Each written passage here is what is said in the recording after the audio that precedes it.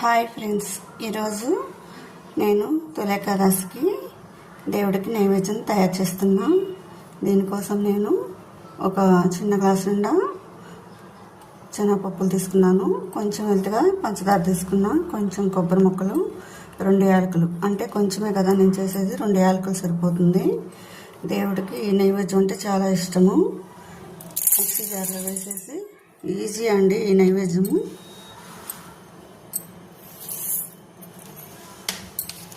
ఈ 2 యాలకులు, ఈ కొబ్బరి ముక్కలు మిక్సీ వేస్తే దేవుడికి మహా నైవేద్యం రెడీ అయిపోతుందండి.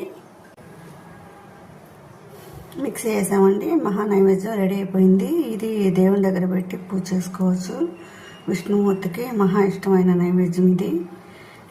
ఈజీ అండి, ఏముంది మిక్సీ వేయటం. ఈ 4 వస్తువులతోటి శనగపప్పులు, చక్కెర, యాలకులు, 2 కొబ్బరి ముక్కలు వేసేస్తే మహా నైవేద్యం రెడీ అయిపోతుంది. ఇక పూజ చేసుకోండి ఈ నైవేద్యంతో.